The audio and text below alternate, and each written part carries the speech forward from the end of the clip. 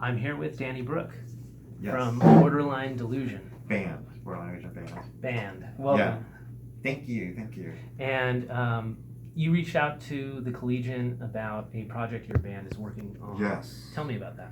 Well, we're trying to raise awareness for suicide prevention, which means that we're not like suicide prevention. You don't come to us if you're. I mean, I try and help everybody I can, but like I'm not a doctor, but so we're just trying to raise awareness like through music to help people. You know, because I lost my best friend to suicide when I was 27, so that's my whole goal. And the band is kind of like my songs are supposed to. Like I have a song called My Best Friend Suicide, which is about like what happened, and then Song of Hope, which is trying to give people hope and stuff. Mm-hmm. And your friend was from Israel, is that right? The friend that killed himself, he was from here. He was half Japanese, half Hispanic, and I grew up like on Barrington Park, and I was like 6 years old, and I punched him. My parents got divorced. I punched him in the face, and the next day we're best friends.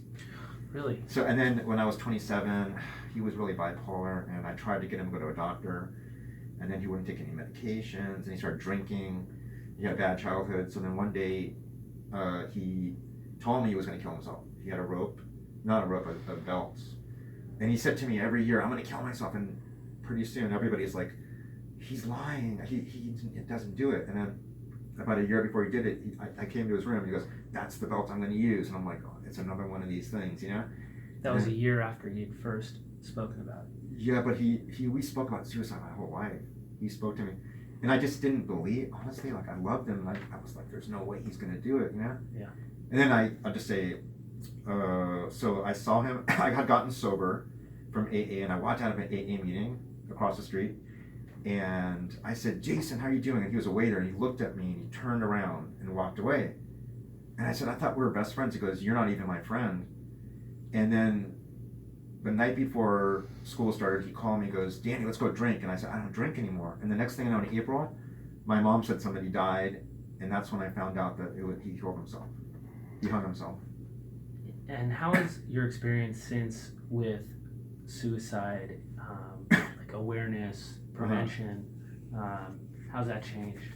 Well, I think instead of like, most people can't afford to see a psychiatrist, you know? People, the way the insurance companies are, like, people I meet don't even know what that is, and they don't. So for me, I try and ask people like, "How you doing?" And if they seem depressed, like I like to talk about it and like maybe tell them, "Hey, you know, like my story is I was suicidal, but I found music, you know. I found music, and it was my way out." And I think everyone has something that they love. And my sisters, everyone's like, "If you kill yourself, you're going to destroy the whole family." And I've already seen Jason destroy his family, but people have to want to live, and people, what's the word for it? You need purpose. Yeah, it's not just purpose. You need love from parents, and you know, you need friends. If you don't have friends that actually care about you, like Jason had a bunch of drug dealers; those are his friends, right? Mm-hmm. So it's all about friends, and yeah. When I was about 11, my uncle killed himself, and it was my mom's brother, and I just saw the devastation it wreaked on her life. And so, I've had depression myself, but never, I didn't want to repeat that situation. And so when, I think your sister said, well, my sister, she's a doctor. Everybody in my family's a doctor. Yeah. Your sister's my told sister's you. a pediatrician. My dad's a pediatrician. My sister's an actual licensed psychologist. Yeah. And she actually intervened the first time, and she actually lost her job to save my life. And she would always say to me, like, "Do you know what you're gonna do to this family?" And my mom, like, so bad. My life is so messed up. But my mom actually was devastated, of course, and she ended up losing her job, and her friends, because I was suicidal, she lost her job, and she gained like 100, I don't know how many pounds, and she got diabetes, and she died later, and I felt guilty, survivor's guilt. And then, what was I going to say? One more thing. I feel like I was in a position where I couldn't stop, no matter what anybody said to me, I was going to kill myself. And I think I had really good friends, and and it's also I wanted to live, you know. It's deep down inside I wanted to live, and I'm lucky to have a family that's so supportive to me, you know, so lucky. One of the titles of your songs is Absent Fathers, Yeah. Missing Mothers. Yeah, I just wrote that, and that's actually a story of my life. Yeah. Thanks for asking about that. No one ever asked me about that. Absent fathers came from, like, my dad was never there, and I love my dad. Don't get me wrong. It's a long story, but okay, so we came here from Israel when I was like 4, and my mom didn't want to come here because my grandparents were taking care of me. But the only reason why she came here is because if I would have to go to the military and probably been killed or something, you know? And then, so my mom said, let's stay for 2 years, and then my dad lied.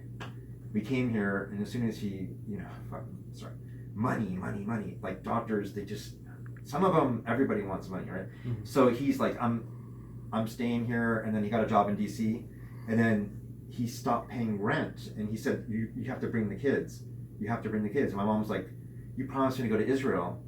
So basically, when I say absent, the truth is I asked her, she had to divorce my dad to get child support, and she said, every time she said the same thing, that I didn't want to divorce him, I just wanted to go back to my country, you know? But absent fathers is, my dad was gone my whole childhood, and my mom, after this whole divorce thing, she became like catatonic. So, like she would stare at the ceiling, and it was like she had 3 kids, and you know, it's really hard. And so when she wasn't, because of her, you know, she ended up in the hospital, so there was no mother, no father. So originally I was angry, like absent fathers, everyone has one, right? But so I wrote the lyrics and gave them to my friend at Genesis' house, which is like a rehab, and he wrote, oh my God, the guy can sing. He had an absent whatever, and I have the song at home, and I want to release it, but I just have to put it all together. But that's what it was about. No one's ever asked me. Well, I wonder if you draw a connection between your absence from your mother, or the disconnection with your mother from your depression, and maybe that disconnection with your father. Yeah. But can you rewind? Can you ask me the question a different way? Because I have dyslexia. Well, do you connect the two feelings, the disconnection your father had from your mother, and from me, and your own disconnection during your depression? Disconnection. It's more like because I was like so self-obsessed. You know, I'm gonna kill myself. I'm gonna buy these. I was gonna have. I hate to say it, but I'll tell you the truth. I was gonna have like drugs imported from another country and all this stuff. And suicide is something people don't understand. I was so suicidal that I was going to do it. The only reason I'm alive is because of chance, because I didn't get the illegal drugs. It's not because, hey, I want to live. No. And people out there don't want to live. And like, I think it comes from the absent fathers, missing mothers, you know? That's what the song was about. And I went to a shrink, and I was saying, why am I suicidal? And he goes, that's why. Kids that don't have parents, for some reason, they're the ones, you know, suicidal. And I was like, that can't be me, because I have a sister, Daphne, who raised me like I was 4, she was 6, and my doctor's like, kids can't raise kids, you know, like when a baby cries, he runs to his mother, and then the mother holds him, and then that's what keeps the baby, you know. But anyways, I hope I don't take a million years to answer that question. But no, it's fine. Yeah. How does it inform your music? What does it inform me? How has it affected your music? Oh my God. Everything I do. The first song I ever wrote. My sister married Keith Murray, and who is this rapper who's with Redman, and I was a Jewish guy who was like, you have to be a doctor like your dad, or, you know, I got my guitar, and he's like, my mom said, do you want to go to the beach? I want you to look at the guy with the asking for quarters. That's music. And then, or you want to be a doctor. So she basically, I love her, but I was kind of brainwashed into it. But then I always had my guitar, and I wrote a book, like Tolkien. I wrote a whole book. And then when I tried to commit suicide, Tammy, my sister, called me, and she had just married Keith Murray, who was like a famous rapper in the 90s. And he got on the phone with me. He goes, Danny, I heard you can write lyrics. So he taught me how to rhyme, and pretty soon I wrote My Best Friend's Suicide. I think it was the first thing I ever wrote. And it's talking exactly about what happened, word for word. And I gave it to Lauren. The whole band started because I was at UCLA, and I had PTSD and OCD clinic, and I met this girl named Lauren, she brought up the next day. She brought a piano. It turns out she's an amazing singer, and within like I gave her the lyrics. The next day, the whole song was done, almost the way you hear it today. Hmm. But then she had schizophrenia, and now she's gone. Now she's still alive, but so we're on our third or fourth singer now. And this is all with the same band, Borderland. Yeah, who's the only original member? Eric, the drummer, has been here. He never leaves, even though he always says he's gonna leave. He's like my best friend. That's probably why. And he's such he's such a good friend. And in addition, he helped us move into my mom's place, whatever. And he's been so supportive, and he happens to be like the guy who can play like Tool songs note for note. So and then there's Cam, the bass player, and I sing with her. So we've been kind of in the band for a long time. But as far as we need a new singer, everybody, because I don't want to sing because I sing off key. So if you can find us a new singer, everybody out there, find me one. Because the thing, our songs are so female. Like they're not gonna. They're really, what's that word? My Best Friend's Suicide. These songs are so emotional that I don't think maybe Bob Dylan or John Lennon was good at emotion, but I can't. I just don't feel like I can carry it. You're a punk band. Well, that's a good question. So it's not a question yet. Yeah. So how does like punk generally like respond to suicide? Is that a great big question. theme within your? That's a great genre? question. I was just talking to James, the guitar player, Mm-hmm. because he couldn't be here because he's got a test right now. Sure. We're all he's taking a class. He's like, I said, what do you do when someone's suicidal? He said to me, Danny, and this is a punk rock. He's been like, Danny, you have to talk to them and find out how they feel. Open up conversation. And so he's the one. Like I was gonna be like, oh, I can't deal with suicide. I'll send them off to like a psych somewhere or whatever. Mm-hmm. And also I'm in AA, so I got 3 years sober, so I've actually been doing 12-step, which is they call me. Everyone calls me. Even if they're drunk, they call me, and like I answer the phone. I'm the only one that still talks to people who are drunk, and I have this every day. People call me. They're like my friend, I want to mention any names. She's like, you can't stay sober for like 10 minutes, And I talk to him. Oh shit, I'm talking. Oh, sorry. You have to take that out later. But I talk to him. And I just talk to him, and I say, the only way you're going to quit drinking is if you move in with your family.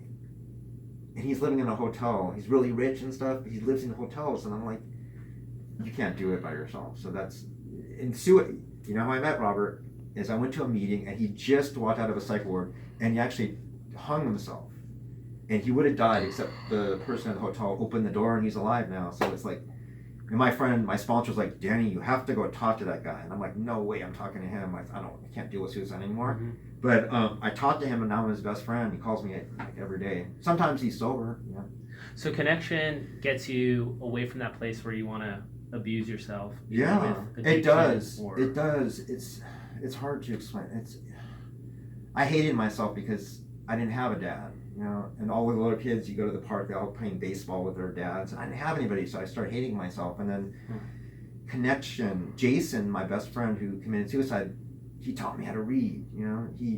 He taught me everything I know. He was a caring person, and then without him, I would have never survived. Probably. It's ironic that he's the one that killed himself, and my sisters, you have no idea. My sister Daphne and Tammy, we were like these 3 kids, and my mom. Without them, I would have never survived either. So I got really loving family, but I ditched them. I just started drinking, and I, wanted to punish my dad. Yeah.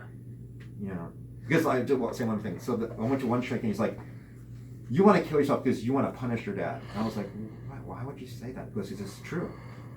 And I was like, "Really?" But anyways, so that escape you feel when you play, is it different than the like kind of escape that people who abuse like alcohol or drugs? That's a great question. Is it different?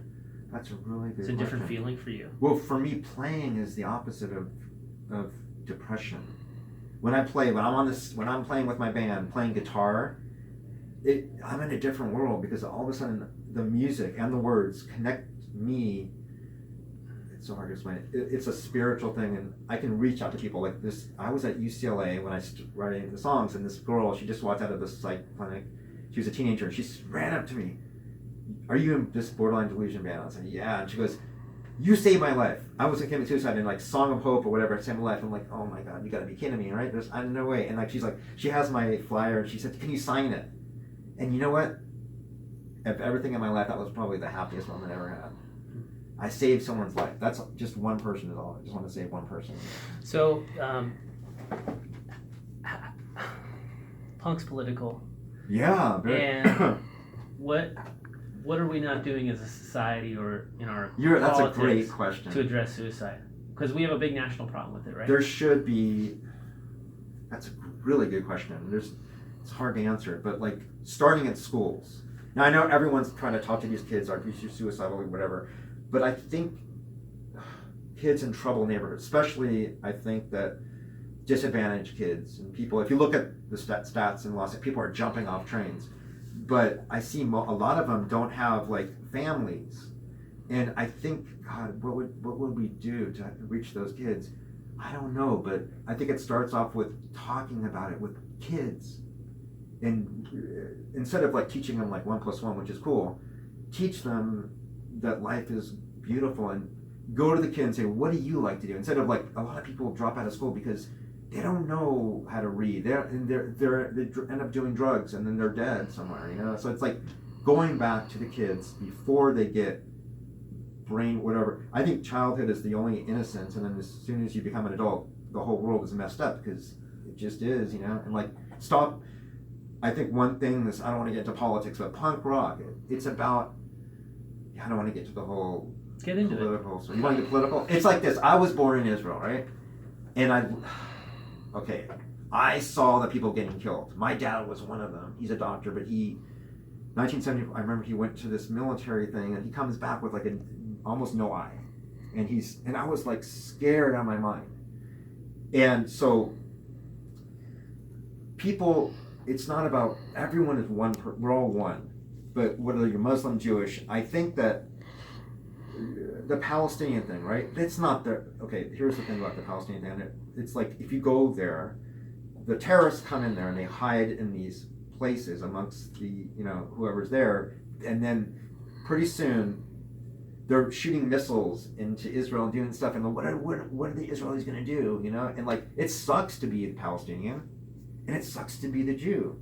Either way, you're messed up. So it's like the Jews in the Holocaust were, I don't want to compare it, but because basically it's the Israelis get a bad rap, and I get hurt when they say, I'm Jewish, and there's a lady in my building who, she's Jewish, and all of a sudden every time there's a bomber that bombs something, she goes and cries for the woman that lost her son.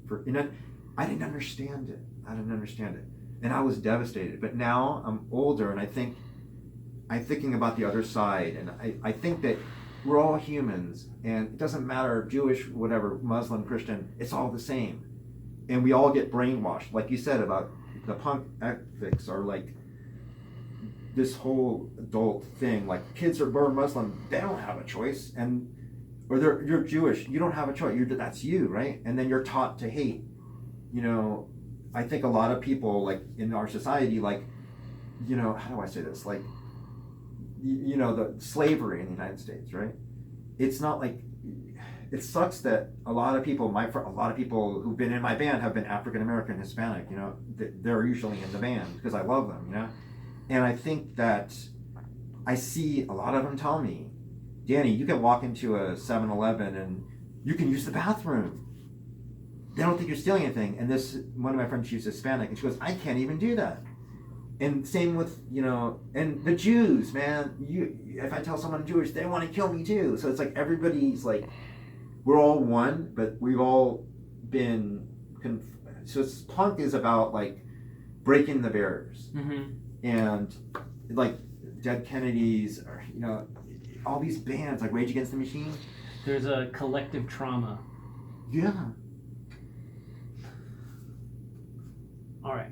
Yeah, that's great, man. Well, Danny Brook, yeah. Borderline Delusions, thank you for joining Well, us. no, it's Borderline Delusion Band. Oh, Borderline Delusion Well, Band. Band is in the title. No, well, you know what? No one ever knows. If you go on the internet, it says Borderline Delusion. There's like a million things. And I'll just tell you about the name. Well, that's okay. Okay, we'll talk we're about going it to have next to time. cut a lot of the same, or, some of it. You cut most of it out. No. Okay, Danny Brook. Yeah. Borderline Delusion Band, thank you for joining us. You're great. Okay, thanks. I love you guys.